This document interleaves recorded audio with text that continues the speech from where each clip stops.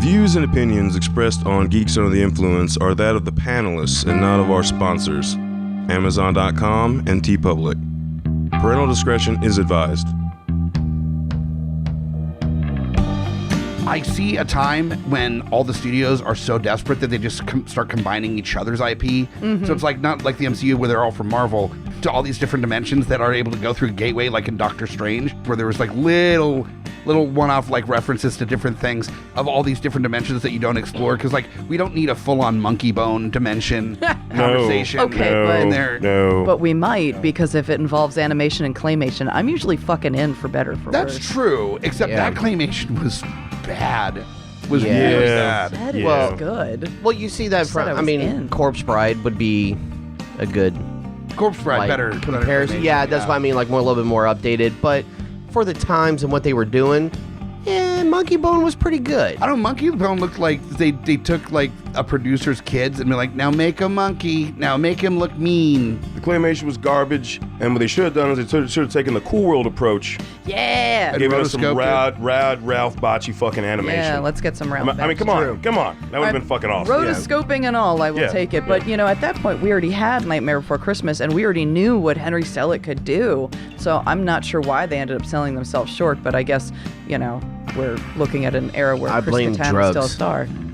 God, wasn't that a weird era? Mm-hmm. That Chris Kattan and also what's his fuck the Animal and Deuce Bigelow. Rob Schneider. Rob Schneider is somehow famous. Yeah. Strange time. Well, he got famous being a side guy in Sandler movies. Let's be real. And he's a little bit SNL. He got famous because he had friends. The side guy in Sandler movies, and weirdly a side guy in Stallone movies because he was in both Judge Dredd and Demolition Man. Oh, that's right. Oh, he was an idiot. Yeah, he was. Oh, that's right. He doesn't know how to use the He was like the desk clerk or something. Yeah. Holy fuck balls. God damn it. So as Rob Schneider is in every Stallone and Sandler movie throughout the 90s, the real king of the 90s, though, I mean, it wasn't, unfortunately, in Monkey Bone, was Brendan Fraser. I mean, yes. Yeah, he was. I mean, that is where he took it. I mean, you know, all the way back to Encino Man. I mean, that's the first thing I ever saw him in. You know? Well, I think that was his first real major role. Encino Man. The early roles that he became known for, you've got Encino Man followed by School Ties. Couldn't be two different movies. Wow, You want, what's the opposite of Encino Man? You go School Ties. Oh, That's no. Going further than that, we have later on, because we had George in the Jungle and Gods and Monsters come out in the same year. Yep. George in the Jungle. True. Or no, year back-to-back years, excuse me. Yeah. Same year, you've got With Honors and Airheads. Yeah. I mean, Yeah. Oh, man. So it looked like he was really trying to avoid being pigeonholed by doing like a zany comedy and then something with a little bit more dramatic flair to it, which is a great choice, and he was killing it on both regards. I don't even know if it occurred to him that he could be pigeonholed. I think he was just sort of like, this is fun and I want a challenge, and so he was doing all sorts of stuff that appealed to him and came his way. Yeah. Definitely has the chops for everything, but also could sit there, read the script, and go, oh, this is going to be fun. Mm-hmm. You know, that type of thing. But especially the comedies, it seemed so much like he wasn't really playing a character so much as he was this like fun-loving guy that just got a role playing a fun-loving guy. Mm-hmm. You got everything from Encino Man to The Scout. You know, and George of the Jungle, that he's this guy that like gets into trouble, but he's lovable so everybody's like, whatever. He's a little bit chaos incarnate, but in a loving way. Yeah, true. Very true. I think that's probably a little bit of Brendan Fraser too. I think that he's bringing that energy to the characters. I also wonder if he knows that he's like the king of bisexual panic. He has to know at this point that The Mummy did some things for people. Yeah. And that movie is known as the bisexual awakening movie. Because the entire cast is just stunning. And ambiguous to a degree. Like Brendan Fraser is like a macho guy that has like the guns and everything, but his hair is like blowing in the breeze. And then you got Rachel Weisz, who's like gorgeous and stunning and feminine and demure, but also kicking ass and taking and names. A fucking library. So you've got this nice balance of like of like femininity or androgyny along with like strength and power with all the characters. Mm-hmm. And so a lot of people are like, my sexuality just got a little more complicated because of The Mummy. I don't know what I'm experiencing, but I like it. It just feels so good. So that's commonly known as the millennial generation's bisexual awakening movie. But we are talking on this episode about the Brenaissance, as has come to be known in the last year or so. There's been a lot more appreciation for what the world's been missing. Where they been? Well, and that's what we're going to be discussing on this episode is that there has been a long time. Brendan Fraser hasn't been out of work, but has definitely been not as in the public eye as he's used to being until around 2010, 2011, like around that time. Yeah. And so we're going to dig into that. We're going to talk about the Brenaissance and just really celebrate the man and his films on this episode of Geeks Under the Influence, all things Brendan Fraser. Welcome.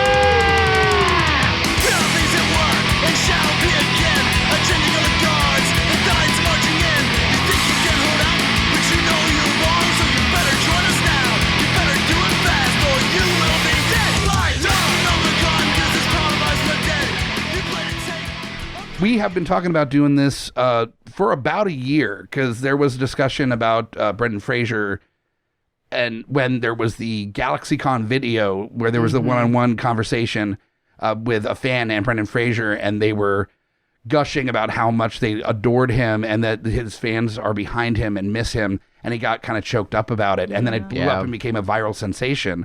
It's because he's a sweet baby angel. Absolutely. That's right. So everybody else started talking about Brendan Fraser and posting stuff about his movies, and really he became again part of the zeitgeist and part of the conversation. And then the question was, well, why hasn't he been around if everybody loves him so much? And that's where you start hearing these stories about what's been keeping him busy over recent years. The dark times, if you will. Yeah. Some dark times. Well, it's about what's been keeping him busy, and in that respect, it's almost like he took a page from Rick Moranis. It's like, hey guys, kids, I'm out. Yeah, to a degree. Minus the wife dying, obviously. Right. Yeah. Just the biggest part of where it just shows how Hollywood shits on the people is part of what took him out. Like the emotional and physical turmoil he went through with not only these outside factors, but what happened during the Mummy and certain things that took that physical toll to add on the emotional issues that happened, which they happen, but the way it's no, you gotta keep going or else you're gone. Keep going or you're gone. Well, and I do want to point out when we're going forward is that we're just speaking to the level of our understanding of the situation. Absolutely. So I want to make it abundantly clear that we may not get everything exact. We're just going by the information that we have available to us. So if there's a year off or there's something a little bit more nuanced in what happened, please understand we're just going by the info we have. Yes. So I don't want to misspeak with my whole chest, That's fair. Our intention is to show love and support for an actor that we love. So, we weren't there. We don't know exactly, but we support Brendan Fraser either way. But where we are is in the studio right now, and who is in the studio for this panel? That was a clunky fucking transition. Should have just let it roll. To my left, the geek father himself, Scotty P, is here. Hey guys. Hey bud. What's happening? What's happening is some Brendan Fraser love. Damn right. We're all of the age group that we definitely enjoyed plenty of Brendan Fraser. Absolutely.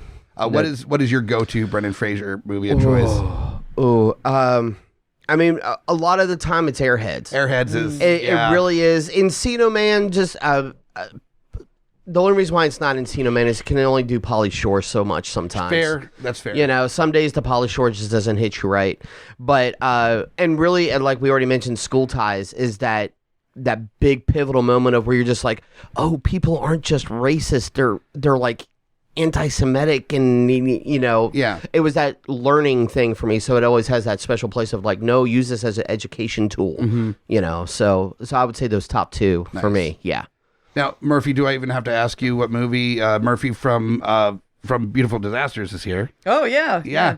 Oh, shit. I am part of one of the podcasts. You are part of one of the podcasts now. Yeah. Official showrunner. Yeah. Yeah. That feels really weird to say. And I'm also there's a part of me that's still fan personing, where I'm just like, I don't know how this happened, but I'm so excited. One of us. Google, we accept you. We accept you, yeah. So, is it? What is your favorite Brendan Fraser movie, and why is it The Mummy? I'm sorry. Why is it The Mummy? I laughed straight into the microphone. So I actually was going to throw you a little bit of a curveball, because the thing that I rewatched the most with Brendan Fraser in it is not a film; it's a TV series, and that is Scrubs. His appearance. Oh, right. He was such a great character. And Scrubs both delighted me and wrecked my whole fucking That story life. arc with him. Oh my God. I still I still have those moments where I'm just like, no, Ben, no. But yeah. As I remember correctly, he was Cox's brother, right? Brother-in-law. Brother-in-law. He was Jordan's brother. That's and right. brother-in-law. And Jordan was like, I never thought it was fair that you got to keep my brother in the divorce. Yeah, that's right. Yes. They adore each other, clearly. And he Yeah. gets to Dr. Cox in a way that nobody else can. Yeah. Because of his just clear and genuine positivity. Yeah. Which, if you're to get an actor to have that kind of Yeah. effect, Oh, yeah, Brendan Fraser was a really good choice Oh for crap! that. I know that episode now. Yeah. Yeah. There's It a is so many- series of it's them. Scrubs. Like, There's yeah. a series of them. The Yeah. first time you see him, it's tenuous, but I you're just safe. remember but the Dr. second time Cox's he annoyance reappears. being heightened compared to normal, and then Brendan Fraser's face. Yeah. It's what. No, seriously, like it's what. I still remember them being like, so what brings you here? And he's just like, nail gun accident. And JD starts to faint and he's like, lick the tip of my. That's right. No shit. The nail gun accident. Oh, that's what I'm talking about. I need to rewatch that fucking series, man. Told you, see? Oh, Like, don't get me no, wrong. because that's great.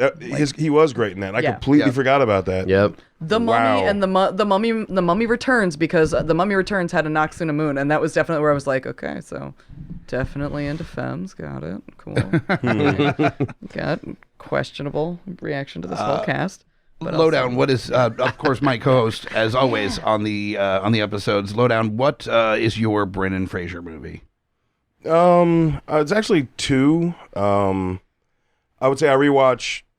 I'm kind of with Scotty. I rewatch Airheads frequently. I fucking love that movie. Yes. I remember when it came out, rented it, fucking loved it, and have loved it since. And I found new appreciations because I found out some of the bands that I didn't know what the fuck they were talking about in the movie. And now I'm like, oh, I know what that is. Like it's a whole thing. But honestly, I think the movie that spoke the most to me of his, and it didn't just have to do with him. There was a lot of people in that movie that made it what it was. But with honors, that movie fucking makes me cry every time I fucking watch it. Like every to this day, it makes me fucking cry. Absolutely. And that is one of the few times you've seen Brendan Fraser be an asshole in a movie. Yeah. He is True. a dick. True. But it's like the collegiate, like with his parents, they're paying, he got did get scholarships, but the parents are paying for it. So there's a whole reason of why he's an Very asshole. single-minded. But he's never been that person in a movie. And I think that's one of the reasons why I liked seeing the actor so different in that film. I do love it when there's a lovable actor that usually plays a lovable character. Exactly. You get to see them do the turn, and you're like, oh, wow, you're terrifying. You're a fucking asshole. Like David Tennant when he played the Purple Man in Jessica Jones. Oh, It's like, yes. oh, wow. Yeah. He's a monster. But it's like, wait, instead of me just like giving you a blanket or like a van no one's using, I'm gonna you help me with my thesis and like then I was like, oh come on dude, like that's fucked. So shitty. It's fucked up. To throw a little nod to Joe Pesci on that, because at that point you only knew Joe Pesci as gangster, He was a too. gangster. Yeah. No, that's why I said it's a lot in that movie that makes it what it is. Terrorizer of young boys during Christmas. That's true, too. Still a gangster, just on a slightly lower we need a level. Joe Pesci Right. episode. We do need to. we need a fucking Joe Pesci episode. That would be awesome. I think we need to do like a Scorsese episode followed by a Joe Pesci episode. I think. Yeah. There you go. There you go. Actually, I just want to hear you guys talk about Joe Pesci's shit face. So if you could do like the Scorsese like regular episode and then a a Pesci Nights. Yeah, I feel like feels right. you should do a Pesci character for Halloween one year. Yeah, I mean, it would have to be with honors. I think that's the only time he has a beard or anything. Yeah, no, I mean, I'm totally fair. the man who's gonna dye it black with some gray in it and be Joe Pesci this year for Halloween. Michael Bickett. Yeah, There circa you go. 2022 was like, what's your Halloween costume? Oh, I'm Joe Pesci from With Honors. Yeah, And have everybody... I do deep cuts, but Jesus, I don't think Christ. that was his beard. I don't think that was actually his facial hair. No, that was Spirit Gum That was for totally sure. Spirit Yeah. Gum. Like Yeah, the yeah. hair, maybe. Because he does have long, slick back hair down Yeah. to his shoulders at Right, times. right. But the beard, that is not his. I don't think he could grow a fucking beard. I Nope. misheard what you said, and I thought you were talking about him having slicked back hair, and I was like, oh, I mean, that's possible. Oh. wow. Oh. But It is. It just, I mean, he is Italian. Yeah. They get hairy. That you is a know. thing. I mean, yeah, yeah, true. yeah. Yeah. Also the Alan Swedes. is basically a Also the werewolf. Swedes. The sweets, yes. Mike Thaba here. Check out Geeks Under the Influence, all the other shows in the network at GUIPodcast.com. And join the conversation on all our social media stuff. We're around. We're here and happy to answer some questions, deal with all your weird insights. It's true. Because we got them too. So join the conversation. Yeah, absolutely. Yeah. And Brendan Frasier. So we have this cavalcade of like fucking bangers. Oh, mine for I was Brendan about to Fraser. say, yeah. what's your man. favorite? Yeah. Airheads was absolutely an informative movie to the point where I was getting into punk rock at the time. It helped me get introduced to Reagan Youth, who were the originators of the song Degenerated.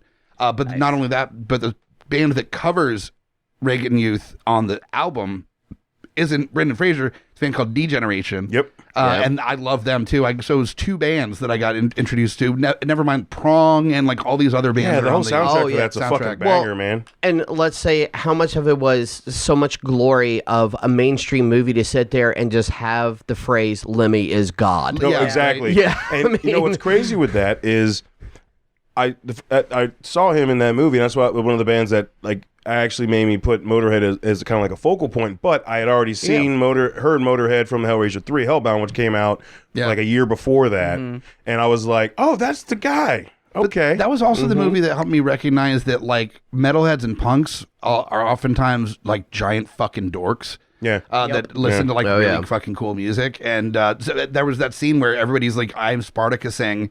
They're like, I played D&D too. Yeah. I was just about to bring that moment up. Also, just reminding me that White Zombie was a separate band and was fucking badass live. Oh, hell that yeah. scene, I was just like, Yeah. Yeah. Yep. You've got fucking Chris Farley, comedy god, playing a cop that's like rips a dude's nipple ring out during a White Zombie concert. Mwah, chef's kiss. Yes. I'm here for it. Beautiful. Also reminded me I shouldn't keep my nipple rings in. So Yeah, it was an important moment for me. A lesser known Brendan Fraser movie that I also really enjoyed besides Airheads, which was definitely informative, was Gods and Monsters. Oh my God, I love Gods and Monsters. Well, I'm a huge Universal Monsters fan. Of course, I think the whole room here is fans of the Universal but I don't Monsters. think I've seen that. Oh my gosh. It's about James Whale, who did The Invisible Man and Frankenstein. Right. Yeah, And- the original Oh. Frankenstein. And Yeah, he's Frankenstein. played by Ian McKellen. Ian McKellen. Oh my God, it's And Brendan Fraser is stunning. like Really? a yard boy, basically, Yeah. that ends up becoming like friends with him. But like James Whale was gay in like 1930s An Hollywood. out queer man. Out. And people were So not we're like, out. We're back pre then. like Burroughs era gay. Yeah, Like, yeah. Oh Like, yeah. Oh yeah. Where no, but I mean, like we've read. I'm sure we've all read Junkie, and we understand the Right. issue of being gay in like America at that time. Oh yeah, no, being queer in like, I mean, even in pre-code Hollywood was insane. And like Ian McKellen does a stellar job, and Brendan Fraser, this is another role of his where he's playing a semi-asshole character where he has that pushback and some kind of like, I would say homophobic notions to begin with, like, where he's but nothing out of line for the time, though. nothing out of line, Yeah. but you see him grapple with like those feelings as he gets to know James Whale, and you see Ian McKellen grapple with like where he is now in his life as opposed to where he used to be, throwing these parties and, you know, living that high life. He's been and basically it's- blacklisted from Hollywood at this point. and it's oh my So God, was it's Ian so McKellen's intense. character like He's almost- James Whale. So James Whale's life was almost like Great Gatsby-ish to This an is extent. the end of it. Yeah. So Yeah. he's Yeah. The he's end of the daydreaming about mid the to late excess. 20s, early 30s, like just let's go kind of thing. Well, I mean, Right. think about being a well-known money director in the golden age of Hollywood. The people that didn't have money partied to excess because that's what you did to get noticed. You showed up, you showed out, and you showed off. And especially like with an insular community, like that. the queer community, like those parties became even more insular and wild because this is pre-AIDS epidemic. So there's all of that. But it's So there'd be it's parties just, within parties sometimes, Yeah, you know. it's Go so- into the right room at a party and but there's this amazing, intense like breakdown scene towards the I watched it in my queer cinema. So class Gods and I go Monsters. Foam at the Gods and mouth. Monsters. I could not recommend it higher. It is incredible acting from all involved. It is Stunning. it's a drama. It's a serious piece. It really shows how trauma can translate into art and how in the Mark Twain sense of things, like by like, you know, seeing the world or, you know, being exposed to aspects of life that you're not familiar with, it removes ignorance. It removes fear and intolerance. And that's what this movie kind of informs. And so great. And it's also talking about the guy that did Frankenstein. So, Yay! It also talks a little bit about the toxicity of nostalgia in a way where like getting trapped in the past, trapped in that moment and not being able to move on can be so damning. So yeah, incredible film. Brendan Frasier has a great arc for his character.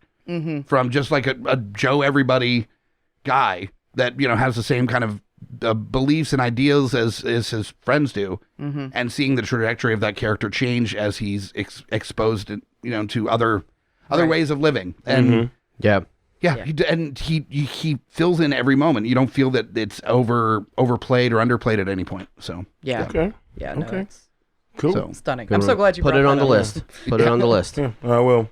But do you know if all right, so do you know if it's streaming anywhere? I feel like we should be telling people that are listening to this episode where they might potentially... we'll take a look. But the movies that we are mostly familiar with from Brendan Frasier, Airheads for sure. But we're talking like the silly, zany romantic comedies of like the 90s into 2000s, along with the Mummy movies as well. That's really where you've got Blast from the Past, you've got Bedazzled, you've got... Bedazzled is solid. It's a good one. Well, I mean, that's a classic storytelling anyways. Yeah, it just got, at that time, it was just updated, which worked perfectly, And I hadn't seen George of the Jungle since probably around the time it came out. And I until about like maybe 3 or 4 months ago, and it was a Saturday, I had from free time, and I wanted something that I could just pull my brain out and sit next to me on the couch and watch.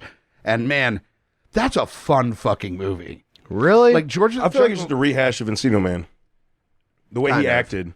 But no, but it's like way zanier than that. Like like they're breaking the fourth wall like crazy with the narrator. Like the narrator is like informing people of where people are in the climax of the movie so that people can be saved and shit. Like it's wacky. I just meant him and like his acting and character. A little was bit, very much just. Apparently, that movie was his first actual box office success because the films that came before that didn't do super well. Like, we love them now, but like they also are movies that speak to us. And when they came out, you know, they were aimed at a pretty varied audience. So I think George of the Jungle was a great success because it was something that like had the zaniness of his previous films that used that, was turned up enough that kids were like, oh man, this is so wacky, I'm stoked, but had like enough of the adult humor that the parents were like, yeah, all right, fine.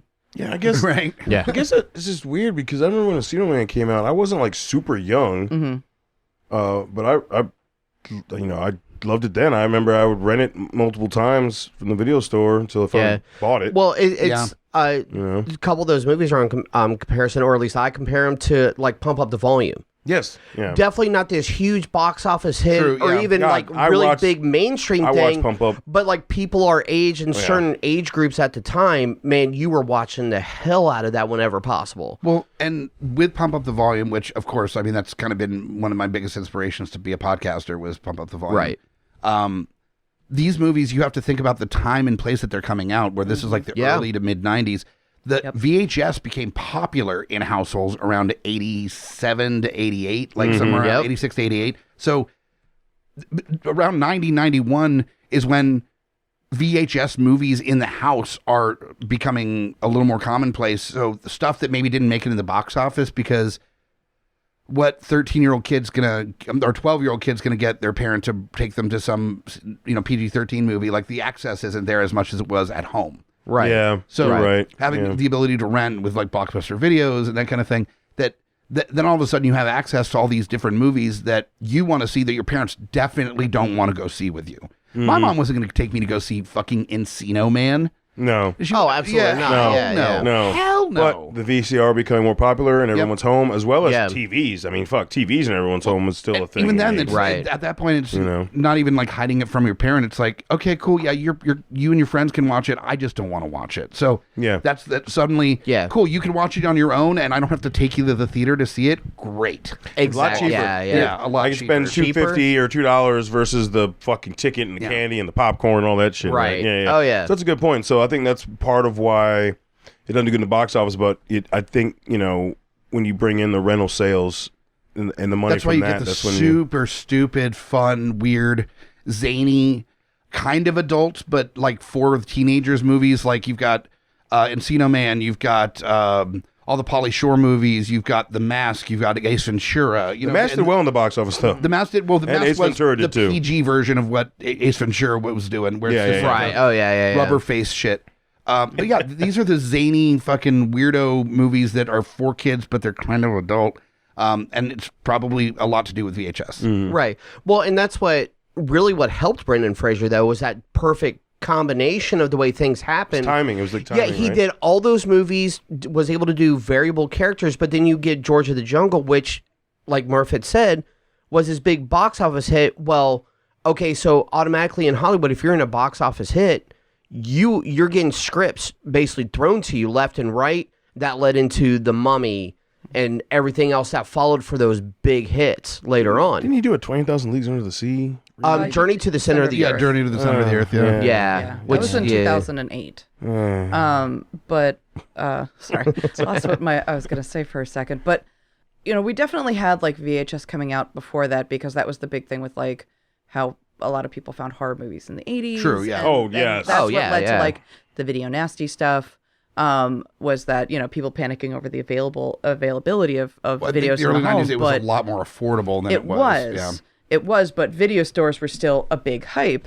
But I was going to say that, I think that the way that what we're seeing in like the early 90s with him in like Encino Man and Son-in-Law and, George of the Jungle and even Blast from the Past and Bedazzled to an extent kind of mirrors what we were looking at with like Airplane and some of the Leslie Nielsen films in the 80s. I could totally see the correlation. And especially like Leslie Nielsen, I think, is especially like a good comparison. Like he didn't do like the spoof movies, but he did like a lot of adaptations of things like George of the Jungle and Dudley Do-Right and stuff like that.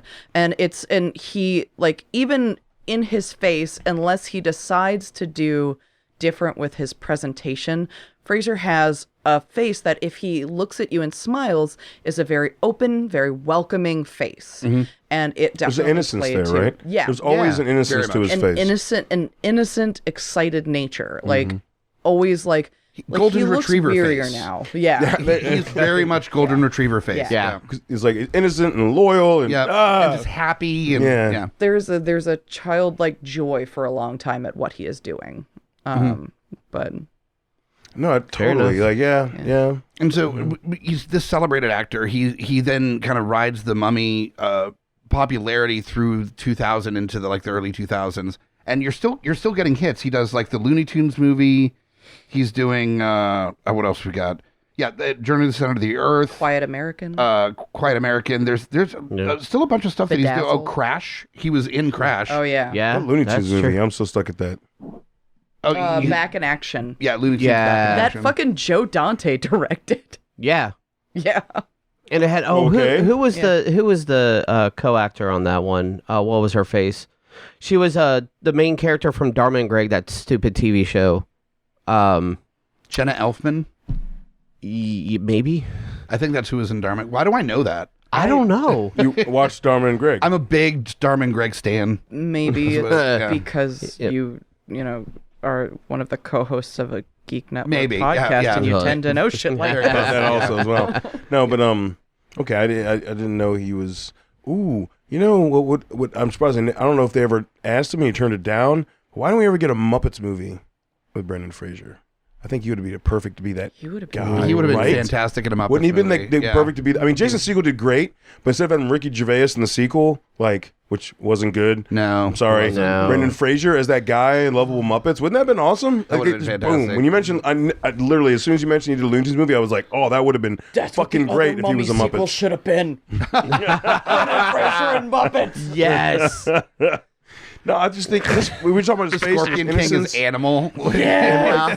I think that's why Jason Segel works so much, because he's similar in that natural. He does have a little bit of that. Yeah, a little bit of that. So he worked really well with the Muppets in the first reboot they did of the Muppet movie. I mean, simple plot, but it works out perfectly. You have Brendan Fraser as a like a small town theater owner that he has like a acting theater that is on the edge of collapse, and he needs like a big huge thing to like get going. So he wants to do, and then you do like a classic play. You do something that, like you do like Guys and Dolls or Cabaret or something. Of being earnest. Or sure. Wait, you do something that's like a well-known play, but he gets the Muppets to come in to do the play to bring ticket sales, and so you just have the Muppets doing like Shakespearean shit or some like classic thing in this theater that's owned by Brendan Fraser, who's like having trouble about like selling himself, like as you know, like, and that's part of the problem why the theater's going under. And then the Muppets are the ones that tell him like, you do it for you, you don't do it for other people, and people will, follow. Just spinning gold. Yeah, I'm just not fucking saying spinning that. gold. I'm not saying I'm not in. I'm just saying that number one, I want Beaker to be one of the leads in the play, and I want people to weep. And number two, if you don't Beaker do a gets smack my pitch up episode on this, I will hold it against you until the day that I die. Beaker which turns out to be like an apparently has to be a while from incredibly nuanced like stage actor, and he has this effect on people, and that's like his beeline story is that like he's wowing like early preview critics of just meet me. Have you not seen? Have you guys not seen the videos of him singing Carmen? No. No.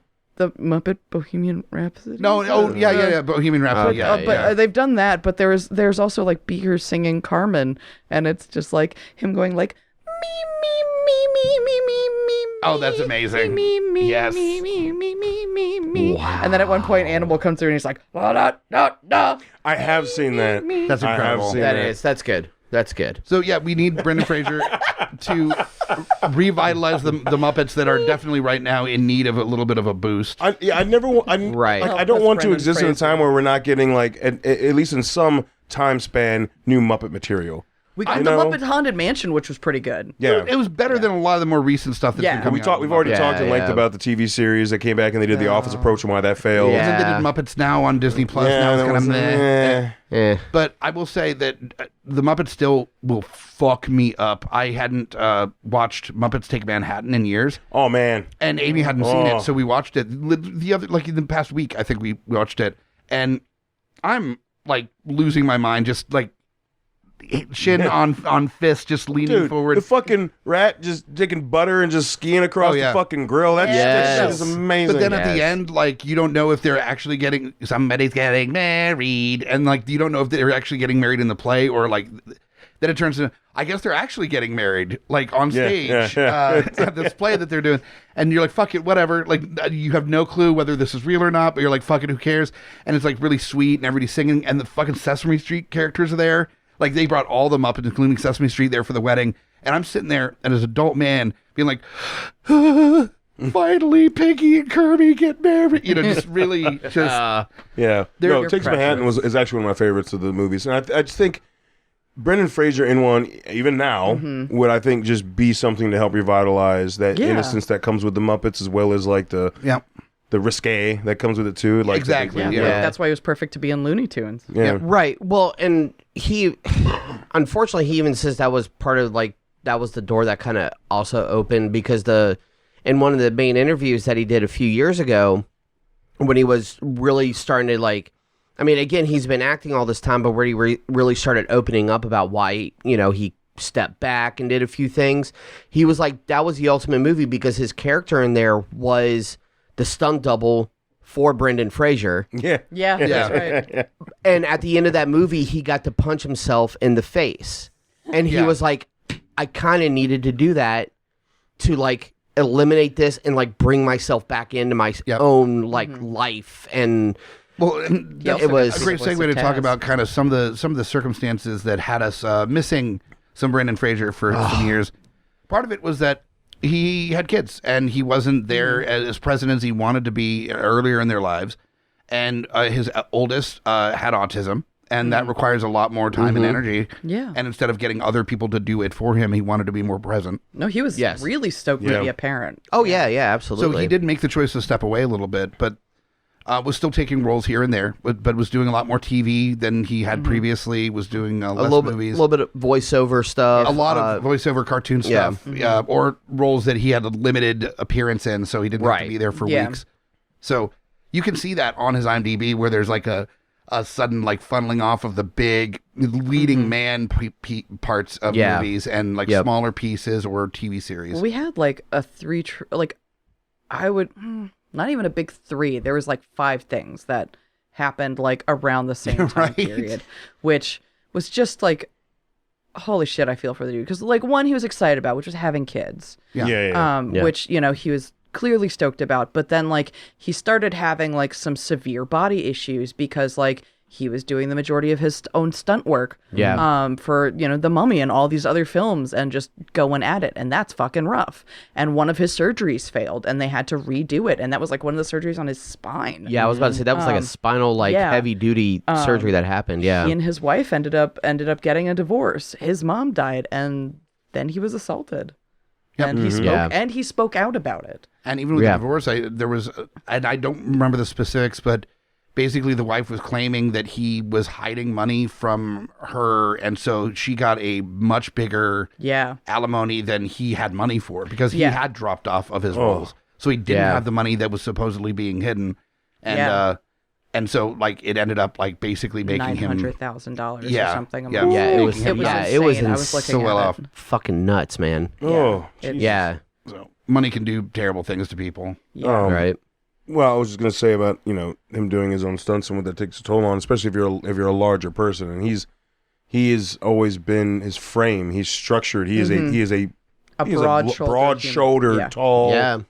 Especially in the especially maybe not so much now, but I know especially in the 90s, his like 6'2" stature was not common. Yeah. Oh no. In Hollywood at all. That was not the 90s dude. So yeah, I could see if you're doing your own stunts and just that. Being longer, lanky, having more girth, like all that. They can I think wreak havoc. I think the quote that he said was that, like, by the time he was doing all these, he was basically building an exoskeleton of like ice packs and stuff for his body whenever he would start working on an action movie. Because that was the only way he could get through it. I think it was in the video that Murphy sent to the chat that he said he suffered from Great Dane syndrome, where he didn't recognize that he's this big, lanky dude. So he does stuff. Yeah, he thinks he's a lapdog when he's not. Like he doesn't recognize that he's like bigger than he doesn't realize he's as big as he is, and ends up like getting hurt because of it. Because he does this like wacky shit and then gets injured. Yep. So Yep. Yeah. So. And it's remarkable to see the difference in his interviews from like circa The Mummy to now where he's talking about like the stuff he ended up going through because of it. But then him being a young man would be them being like, so how do the stunts work? And he's just like, well, the director says go, and then he tells me to run like hell and look, debonair doing it, and don't fuck it up. And he's just like, I don't know, I do my best. Yep. So it is weird.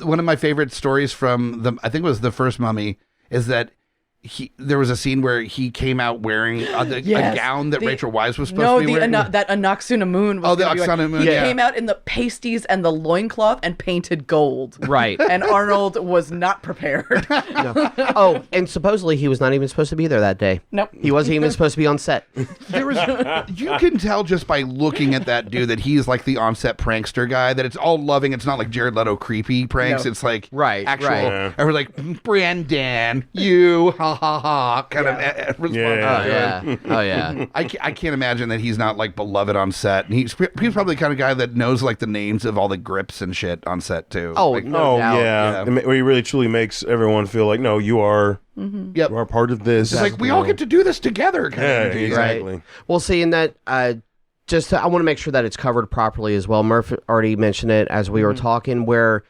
you see where the emotional and mental trauma comes from his assault that happened to him, because he is such that type of guy that, do I say something? It wasn't like current times where it's more comfortable for a male to say something. Like Terry Crews. I was really thinking Terry Crews. Terry Crews is a prime example of just, again, because you sit there and go, I've still got to work. I've still got to do this. And with Brendan Frasier, stuff got toppled on top. Yeah. And he was asked if he was blackballed because he did speak up. And, right. I think it's even harder when you are like a tougher, like when people see you as a tougher person, because then they're like, you always like, there's that thing in the back of your head, like, oh, are they going to believe me? Because why, like, how would I let that guy get away with it? But you're in so much shock. You're just like, what the fuck just happened? Yeah. And from the interviews and stuff he's talked about, that's basically what he says, because it was someone who was high enough in Hollywood that did it to him, of course, denying all sorts of stuff or trying to placate it as something else. But when someone goes, he grabbed my butt cheek and I felt his finger wiggling on my taint. Yeah, that's... Yeah. I don't care who you are. You're like, whoa, bro. Yeah. Whoa. digging for gold, buddy? What's going on here? Right. What's going on? Of course, the person Man, I don't treat my friends that way. and I'll say allegedly just for legal purposes, of course denies it, says that it was a playful like pinch or something. No. Yeah. See, that's where you don't. That's, like, well, yeah, I was about to say if it's a pinch, either way, a slap, yeah. a caress or what. Yeah, It shouldn't matter. Is it a stroll or a saunter? I don't care what you fucking call it. Yeah. If he's like, touch yeah, me. my hand touched his butt. Okay, was he cool with it? No. Was there consent about it? No. Okay, then it's sexual fucking assault. Right. This isn't a complicated matter here. But again, it's Hollywood. In what position he held it? He wasn't even like a director or anything. He was like No, he was like the the head of leader- an international part of the, like, film foreign- commission. International one of the Foreign Press associations Commission or or something. something. Yeah. Yeah. But it was something high up in the cinema machine. Yeah. So yeah, and He's no longer in his role. I don't think it's specifically from Brendan Fraser's incident, but like I think that's why there's more conversation about it now because it isn't somebody that's in that position anymore. So it's kind of safe to be like, yeah, that piece of shit, because he's not. he doesn't hold the stature exactly, anymore. Yeah. So, and again, it just, and you think about with that on top of the mental, like, because this all happened right in the midst of his wife leaving him. Right. You know, trying to be a parent with, and your oldest child is autistic, which again takes the extra steps. And dude, no different sort one, of I mean, I communication. don't blame anybody for having any type of breakdown with a combination like what happened to him, you know? dealt with a lot of pressure from all Yeah. that, which I mean, Yeah. fair. Yeah. But that's the thing, is that also, like Murphy was saying, with when you're seen as a strong person, like that why would you let that happen kind of attitude towards the sexual He didn't assault. let it happen. Well, exactly. Right. It Yeah. just happened. That's Right. also a Like, challenge. you don't with- let that happen. But that's the thing right? that like you think in your head where you're just like, fuck, will people believe me? Will people like Yeah. No, I get it, but it's like, there are people that will say that too. It's like, how'd you let that happen? Bitch, I didn't let it happen. Right. It fucking happened. I didn't know what the fuck was going on. I didn't Right. answer It's a not letting poll. it happen. That's like, what the fuck? Especially with Like, incidents like two with different Brendan things. Fraser and Terry Crews, they happen in public. Yeah. Terry So, Crews so at a it's not like party. Terry Crews was at a party and with Brendan Fraser, they were like at an award ceremony. or they something, were wasn't at like at an It was like awards. the after party, I think, of an award. I remember Terry Crews, he did an interview when he talked about this, and he's like, yeah, dude, he grazed my fucking ding-a-ling. I'm like, it? No, I mean Brendan Fraser. I was yeah, talking about yeah, Terry Crews. Fraser. Well, yeah, both of them. That's why I'm Yeah. saying they were both at like Hollywood type events, and you're like, The thing they get away with it because there's so many people like, what are you going to do? It's like, no, either motherfucker, what are you that's not gonna how do, that shit works. or the classic, are you sure that's what happened? Oh, Ugh. Yeah, I mean, because you know that's what was said to him. Just like that aspect where, why would you let them get away with it? The male stereotype thing of like men can't be assaulted or sexually assaulted or whatever. Right. It's the same thing with like brush it off if you are depressed. Like there's also that old school mentality that's expected from the action hero type. Suck it stars. up, Buttercup. Suck it up. That was also a challenge he had to run into, is that he was depressed. He was dealing with a lot of really like hard shit at the same time and was really fucked up about it. And that's not something people want to hear from action star guy, you know? Right. and it also opens up the conversation about how like that can't happen to men, not like from a bravado standpoint, but like how that can't happen to men. Like, only women get sexually assaulted. It's like, no, I'm sure throughout history, plenty of men have been sexually assaulted. They just didn't say anything. Absolutely, yeah. know, They and it's said like- something, and people gave them the same questions. Exactly. Or they did say something and got shut the fuck down. Exactly. Yep. So that there's a whole stereotype with that too, and that is one area where I feel like, it's not the same thing, but like I feel like a lot of men did. I mean, the percentage that women get shut down for that shit, like, is catastrophic, and I feel like we don't even know the numbers of men because they probably didn't just say anything because they're like, I'm a man, I can't let that shit happen to me. Right.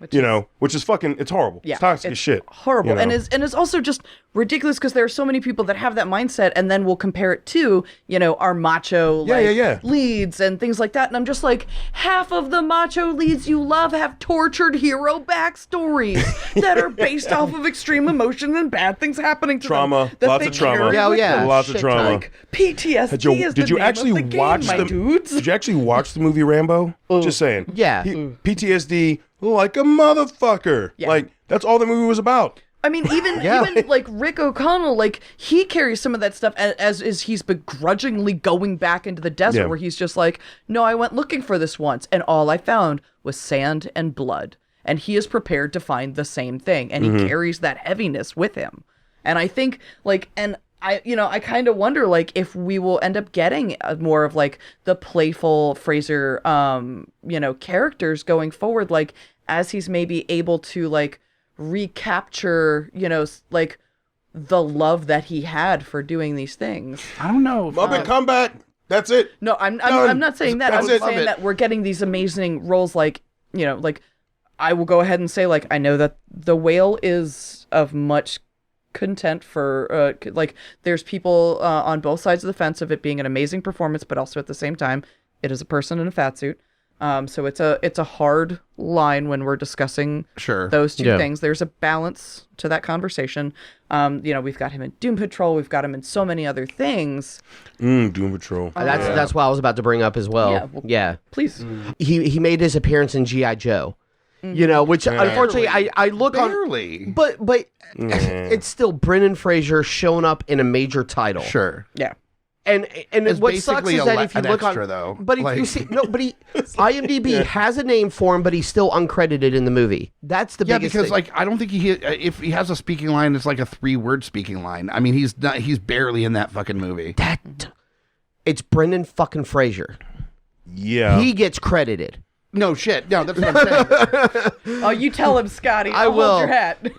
Hold your hat. Fucking hell. Only justification because I'd never fully watched G.I. Joe: The Rise of Cobra until like about a year ago, maybe. And you said you finally did? It was so bad. Yeah, it's so fucking bad. I never said the movie was good. No, but I mean, don't get me wrong. Even that being said, is that I'm watching this movie being like, this is fucking garbage. Like, man, these poor actors that are part of this thing, like, I'm surprised they have careers after this. And I'm watching it, and there's a scene, it's like an underground fucking Cobra bunker or some shit. I don't remember. I don't care. But, like, there's, like, the Joe forces, and there's, like, 3 dudes, and one of them is fucking Brendan Fraser. I'm like, whoa. And then, blip, and then he's off the screen. I went, there's no way that's Brendan Fraser, unless, like, he's going to come in and be the hero. But see, unfortunately, in the second half. you can't. And then you see him again, and you're like, fuck, that is Brendan Fraser. And then he's just not in the movie for the rest of that, and that fucked with me. Yeah. Because it's like, Right? Is he going to be Cobra? Like, are you going to see him later and he's the villain? Like, He's the guy. Where do we... Were you worried it's Brendan Fraser. They played with Drew my Barrymore emotion. in fucking Scream. Like, I'm like, no, he's definitely a bigger character because he's not going to be Oh my God. soldier number 3. But he was. But he was. So He was Sergeant Stone, sir. rest- Read the IMDb. the rest of the fucking movie. I'm sorry, Sergeant Stone. Damn right. The rest of the movie, I'm waiting for him to pop up and be like a major part of this movie, and it doesn't happen. No. And I was like, is there like a director's cut of this that I need to watch? And like, what the fuck happened? I wish. That shit It's happened. like really fucked with you, didn't it? It upset me. Like, no, you can't do that. Groot showed You me can't the other fucking day. do that. You can't have like a well-known actor show up on fucking screen for like 2 blips in the background, and because we've seen that movie where it's like he's a janitor, and you're like, yeah, he's a janitor, and it's like Idris Elba. You're like, Idris Elba took the janitor role. Yeah, he did the show. Played John Carpenter in Scream. No, in Scream. Wes Craven. Wes Craven. Yeah. No, John Carpenter was the janitor. No, Wes Craven was. Wes Craven. Yeah. Wes Craven was the janitor in Scream. Yep. Oh, well, But his name was Fred. That's true. Right. No, but that's a director cameo. That's like Yeah. Alfred That's like- Hitchcock walking But- across the screen. that is a little. My original point before Hobbit had an issue with. It's fucked up, man. It's fucked. You can't do that. You can't do that. You really make it because of Brendan Fraser. Yes. That's really what it is. Yeah, And that's yeah. shit of a movie. Yeah. The movie. Yo, Joe, calm your tits. Hold on. Okay. We thought the first one was bad. The Dude, second one I don't want to. was. No, we don't need to go down a G.I. let's Joe not go down hole the on G.I. this Joe one. shit. My original point was that unfortunately he did kind of hit this lull, but what really showed what I thought bringing his acting chops back was Doom Patrol. Yeah, Doom I haven't Patrol's yet to really watch fun. it, but everyone says he was just really good in it. Well, but he's also mostly doing voiceover stuff. Like he might be doing some of the like mocap or something. Maybe I don't know. But No, I think he's actually in the suit part of the time. But there are scenes and a good chunk where they do show the Robot Man origin, which is Brendan Fraser. okay, cool. Yeah. They do show him in there. So. Okay. But even still, just like what's his face from V for Vendetta, you still got to be able to portray that character properly. That's a really good comparison. Yeah. It was him in the suit. Yeah. He just... And that's why I was saying, I'm pretty sure it's Brendan Frasier in the Robot Man suit, because he does walk around and stuff, and it's his voice. And when he's pissed, he's yelling and screaming, and you hear the change in tone. And so it's I think he's made a killer comeback from the hardship that he's gone through. So hell yeah. Well, we're going to get into a little bit more Brendan Frasier after the break, but we're going to take a break so you can hear about some of the other shows on the network, get back talking about our sponsors, what we're drinking, what have you. So stick around. We'll be right back. Coming straight from the mouths of madness, I'm Lowdown. I'm FU Hunter. Do you love horror? We fucking do. So this is a podcast dedicated to all things in cinematic horror. We're talking movies, television, composers, special effects artists. We're going to fucking cover it. So if you love horror, embrace the madness. My name is Amy Bogard. And I'm Mike the Hobbit. And we are the hosts of Deeply Upsetting, where we use our expertise to answer your most upsetting hypothetical quandaries, such as, what non-winged animal deserves wings? And what body part deserves a secret mouth? Which cryptid is the worst roommate? These questions and more that plague you will be answered on Deeply Upsetting, available anywhere you get your podcasts and at GUIPodcast.com. In a world of blockbuster movies, there's another dimension. The dimension of schlock cinema. Join us at Beautiful Disasters on a journey into the fringe territory of B-movie abandon.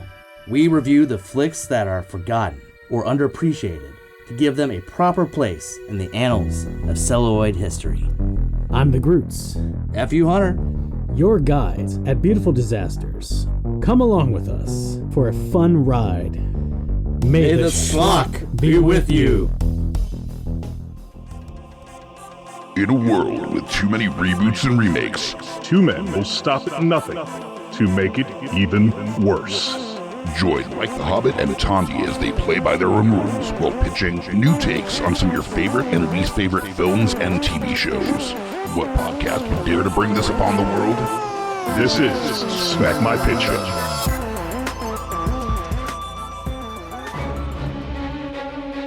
Hey guys, Scotty P here with Smash. On your left.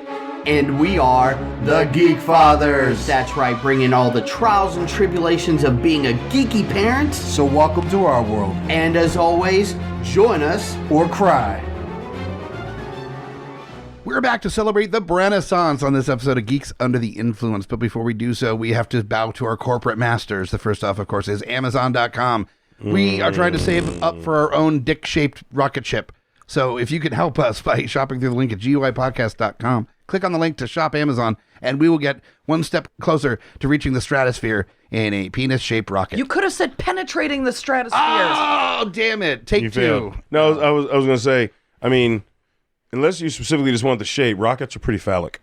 I mean, for the most part, but like when you have like ball-shaped gas tanks on the bottom. Okay. I was going to say, if you strictly... And you get the mushroom tip on the top there. If you strictly just want a penis, rockets are pretty just erect. Yeah, there's a point where it's like, okay, look, it's already pretty phallic, but you're like, I mean, you're trying now, right? Okay, look, call me when you get to the vulva or anus space station, and then I'm in. Just whoop. Yeah. Anus space station would be pretty great. Just like, and then it's like gets in there and it's like cheeks that separate. It separates and then like it like swirls open. But like and then like it gets there and it gets stuck and it's like got to pull out and then get spritz and then get put back in. If you, I was about to say something like that as well. God damn it! So the future of space exploration is up to you. It's just by shopping the link at GUIPodcast.com. Click on the Amazon link. We get some of the money for whatever you shop for. It costs the same. We just get some of it instead of Amazon. So pretty easy deal. It's a way to help us out just by doing your normal Amazon shopping. Dick shake rockets and butthole space stations. I'm here for it. Absolutely. All day long. A sphincter station, if you will. Now, we should, hopefully, if not the day of this release, the same week of this release, we're going to be releasing all of our Halloween designs, all of our seasonal Halloween designs on the GUI page, including one or two new designs as well for the Halloween season. So make sure to check out TeePublic through a link at GUIPodcast.com/store. And there's like 50 designs available on our site. Yeah, tons of stuff to choose from. And that is the best way to support us by just picking out designs that you know and love, and getting them on T-shirts and buttons and stickers and coffee mugs and pillows, throw pillows. Hey, I haven't brought up the pillow in a long time, but if you want to wax pillows, let me tell you, pillows. Not Poetic about pillows? Is that what you meant to say? Dirty pillows. Yeah, wax pillows. Let me talk. So, you're doing a really Did you GUIPodcast.com/store. So, yep, that'll take you to our TeePublic page where you can get all this stuff, including our new and seasonal Halloween designs. Yes, I'm really stoked for that. Yay. Come back. It's always nice absolutely. seeing that on the I need to shop. get. It's been since 1 week. the first one of the first designs we did for Halloween was the Elm Street Ale shirt. Elm Street Ale shirt, and then the Michael Alcoholoween. Alcoholoween. And both of those are they're years old at this point. I need to get I need to re-up those designs, I think, this season. So I'll check it out at GUIPodcast.com/store. So that's our sponsors. The next thing is really what fuels this show, and that is what we're drinking. Hey, we're fucking drinking. We're getting drunk. You want to know? Well, here you go. Hey, we're drinking. We're getting drunk. Woo! Yay! So for this one, I decided that I was going to make a cocktail for the Brendan Frasier one, and this is a cocktail by the name of The Mummy. Yay! This is a nice. On the nose there, ain't you, buddy I boy? know, right? Yeah. It makes you bisexual when you drink it, actually. What happens to me? You just get more bisexual. Does it taste better than the movie? It does not taste like dust and rotting corpses. Cool. It is basically vodka, triple sec, and lemon juice with some club soda. It's very simple. It's not sweet. It's a nice, just very easy cocktail to take down. I've got to be honest. I'm not really a fan of any of those movies. They're fun. CGI is fucking atrocious. Oh yeah, but for sure. that time, still atrocious. I don't rewatch certain movies because of that. Do you regardless give the of the time. Lawnmower Man a hard time? Oh yeah. Okay. Oh yeah. Do you know who you're talking to right now? I just needed. I had to rewatch that for our King episode last year, and it has and I watched the director's cut where it's an extra 40 minutes, so there's a lot more story, more shitty CGI. I like that version a lot better, but on the episode, I definitely like the CGI is fucking horrible. Look, dude, watching the first Mummy, for a long time, I definitely thought I was going to die from having fucking scarabs crawl under my skin. I thought that was how I was going to die. I've never seen a scarab in my life, and I was still convinced and then that was what was going to happen. The Scorpion King in that was the Scorpion King. So bad. Oh yeah. No, come on, that was. There's a lot of decisions made there. Well, if you didn't like the Mummy graphics, then I don't even want to know what you thought about Virtuosity. Oh, fuck that movie. Oh. About as good as Johnny Mnemonic? Yeah, well, no, Johnny Mnemonic, at least the special effects were very minimal in that. True. Virtuosity, we're talking about Denzel and Russell Crowe. Right? Yeah. God, fucking terrible. That was effects were such garbage. Well, I have bad news for you about a later Argento film, The Card Player. Oh, The Card Player. I've seen The Card Player, yeah. I love the card off that's happening on the train tracks at the climax of that movie. Yeah. Yep. Yeah. But still, it was one of those things that, when I watched it, my brain wasn't, I obviously knew that it wasn't real. They were doing what they could. Yeah. They were trying to get a thing across. There was some stuff that worked. And then there was other things that, especially now as an adult with a more discerning eye and a lust for, practical effects, I have more feelings about. But fuck you, I love The Mummy. Cool.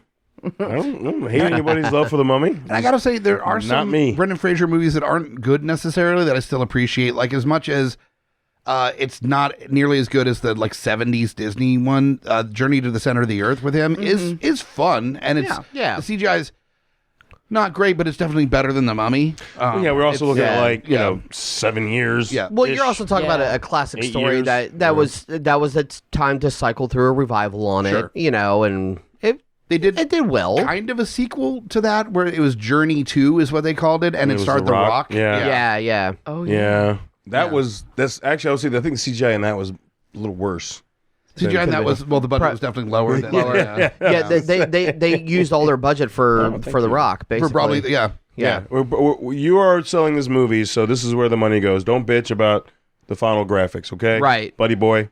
Just your peck pop of love alone cost us $25 grand. Johnson is a large man. I think they even do a thing with his peck pop. He does in that movie. In that movie, where he does. He's like throwing berries off of his nipples or something. What? No, like he's talking to like the boy, and he's like, "See that? Boom, chicks dig that." Like he's like doing the peck pop thing. What are they? The lacrosse sticks of fucking nipples? What is he throwing? No, his chest is just so. I think like a berry gets thrown at his chest, and he like pops his pec muscle, so it like shoots off of his chest. Yeah, I think that's from that movie. There is that in that movie somewhere. I thought he was like talking shit to the kid. Terry Crews does it better, but still. Dude, now I'm just having a fucking Spice Schwarzenegger does it best though. If you go like Schwarzenegger back in the 70s, that's true. He started that. Yeah, they might have started it, but the Spice Girls definitely had a moment where they were rehearsing and they had some dude trying to like impress them, flexing their pecs, and she's like, "What have you got? Ferrets under there?"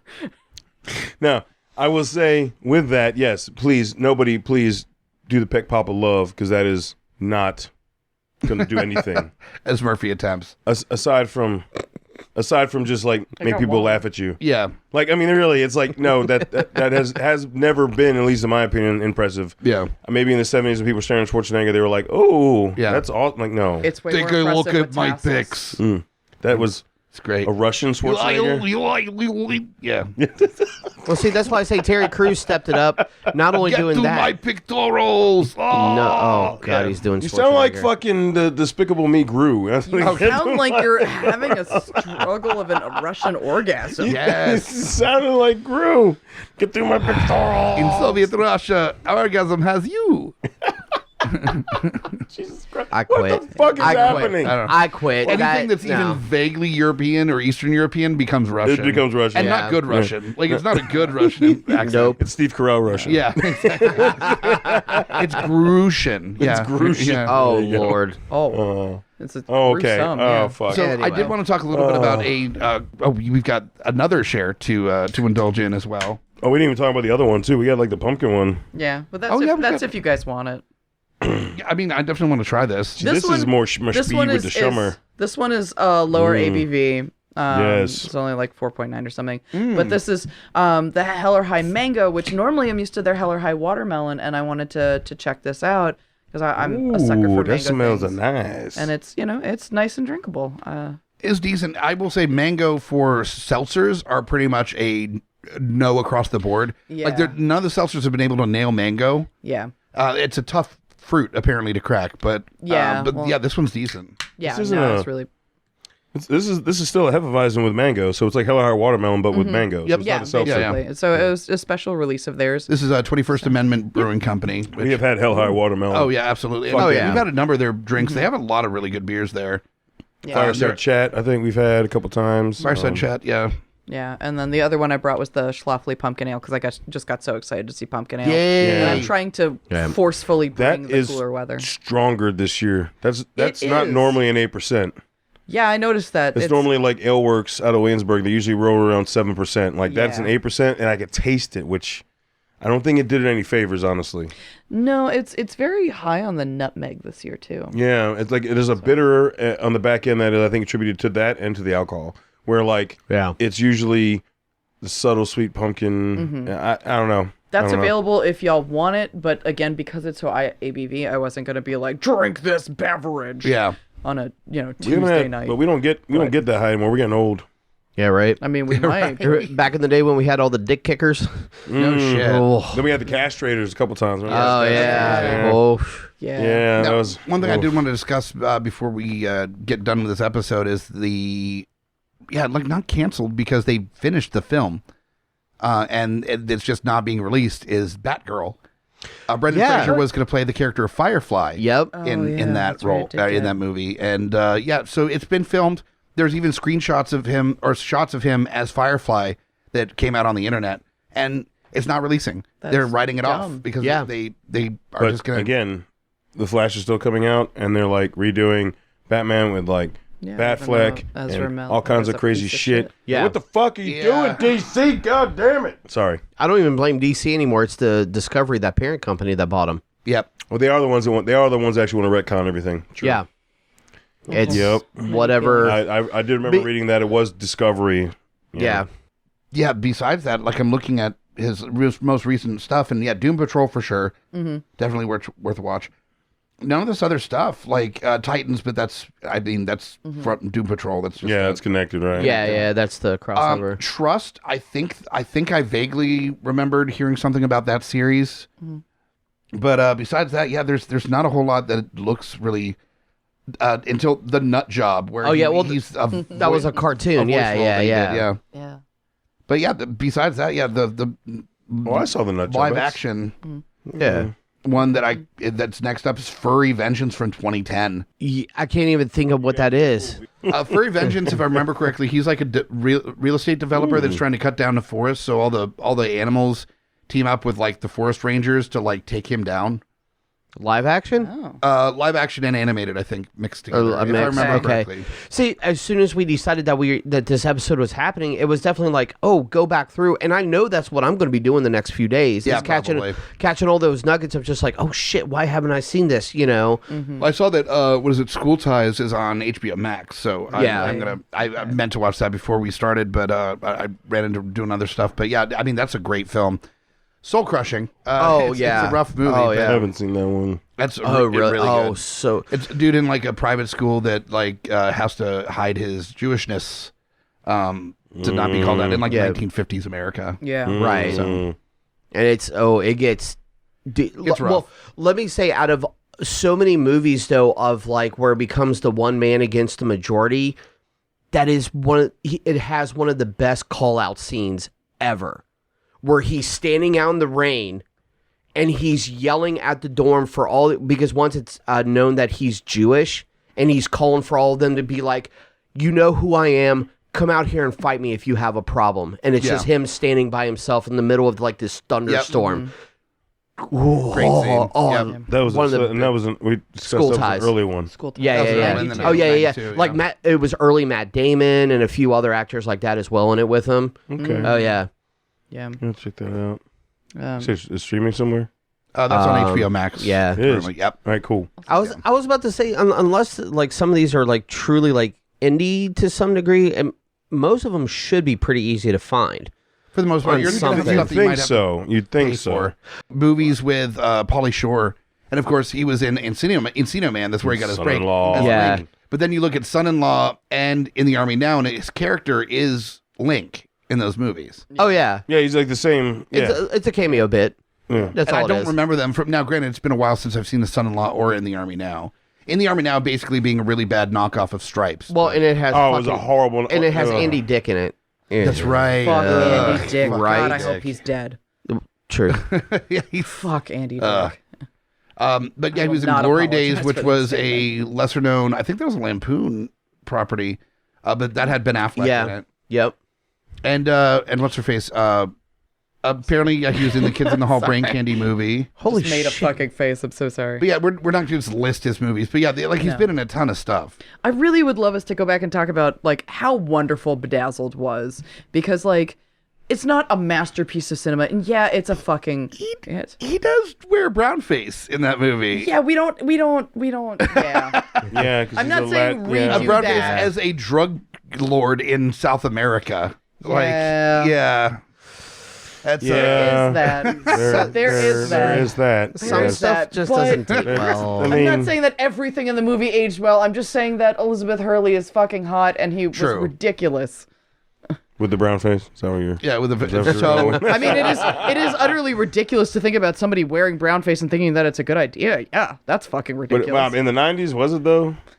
Yeah, it's still fucking ridiculous. I mean, it was still bad, but like... They still did it in the 90s. Yeah. It's still bad, but I think when you look at it for Brendan Frasier, though, yes, that faux pas in Bedazzled, but when it, like what we've already talked about with him is, I mean, he's that's part of what makes, in my mind, he's one of the greats. Can you really think of not doing? No, I said besides doing that. I'm sorry. Jesus. It's really like Airhead's great, but there's not enough brown face in it. Not enough brown hair. They totally should have done brown face. I said besides that. Oh my God! Can you please put that as your review on Rotten Tomatoes? Yes, done. Not enough brown face. Scotty. Lemmy was great. Not enough brown face. Scotty, no. There's only one line from that section of that particular film that like I do love is where he discovers he can speak Spanish and he's like, oh, if my Spanish teacher could see me now, she would be so proud of me. And the person that he's talking to is like, what the fuck? Yeah, that was good. Yeah, that was a great little nuances he could always pull in a character though. Yeah, like he's always had it. He's always had the chops for it. It's just some of the shit that happened outside in Hollywood doing the typical brush it under the rug type shit. Mm-hmm. Just fucking. That's what they do. Fortunately, it was only temporary, but I mean, it ruined the man. So many people don't make a comeback like he has. Yeah, a lot of people don't make a comeback, and nowadays a lot of people aren't given the chance to do a comeback. Very true. Comeback stories aren't welcomed. Yeah, well, and that's what even brings up one of the most recent things with his new movie, The Whale, that's coming out. The whole fact that man has done what he's done and got a 6-minute standing ovation. Yes, he did. And Aronofsky actually was. Wait, it's an Aronofsky movie? Yeah. It's Aronofsky's next film. Oh, buddy. Yeah. And apparently he searched for the right actor for like 10 years to play the part. Yeah. Because he doesn't do shit quick, Aronofsky. No, but he doesn't. Also, he doesn't do things nice.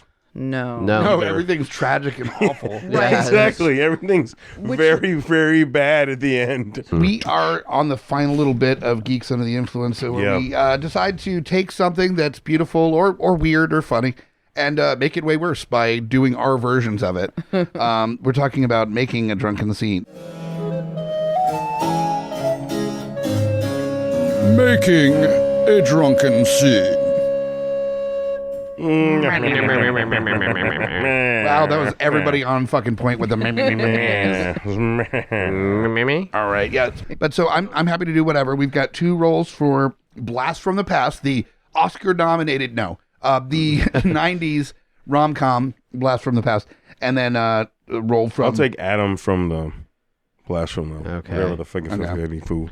So we've got Eve from Blast from the Past, or, Murphy's playing one of the 2 roles. Can I be Rick? You can be Rick. That's fine.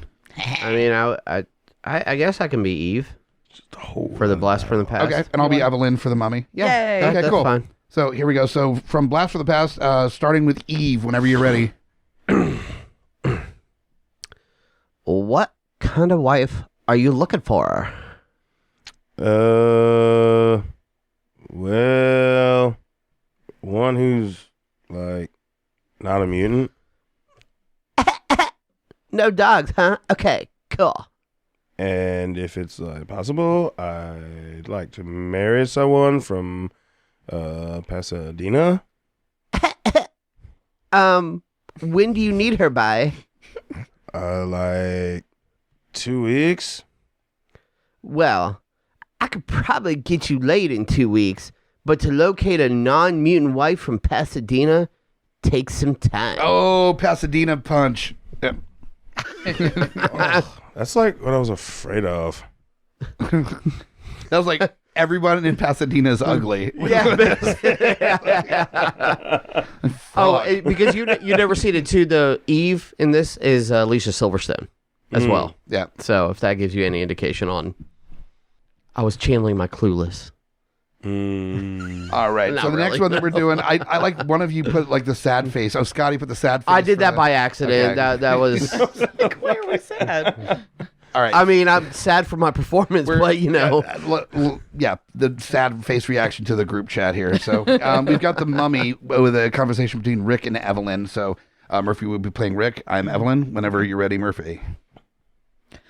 Trying to pack Evelyn's things into a suitcase, but as he's packing, she's taking her things back out again. I thought you said you didn't believe in all these fairy tales and hokum stuff. Well, having an encounter with the 3,000-year-old walking, talking corpse does tend to convert one. Forget it. We're out down the door, we're down the hall, and we're gone. Oh no, we are not. Oh, yes, we are.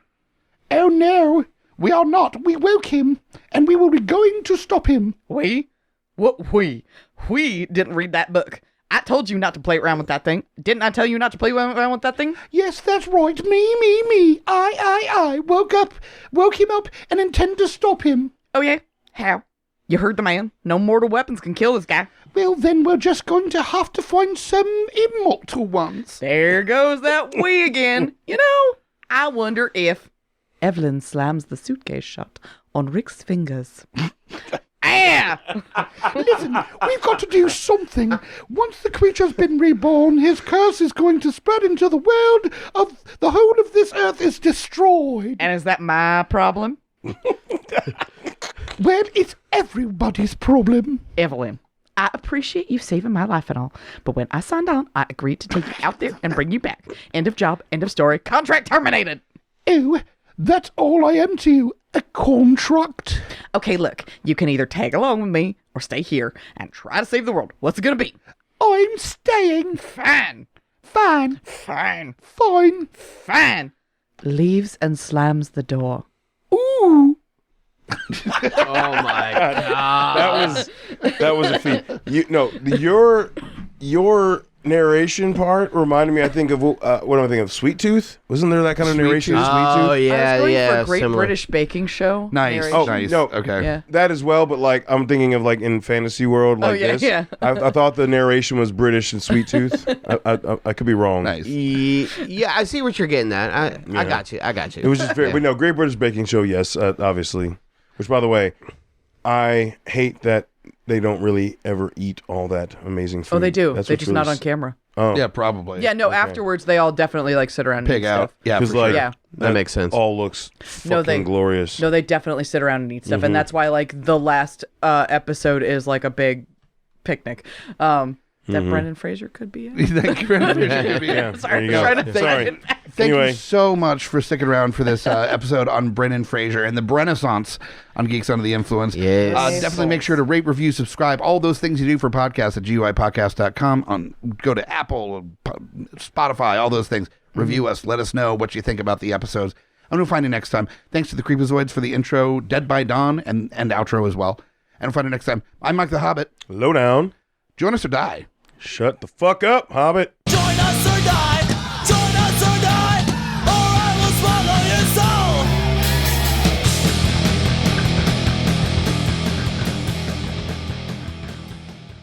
GUIPodcast.com.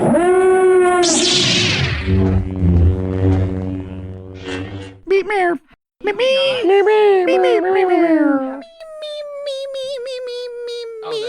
Me.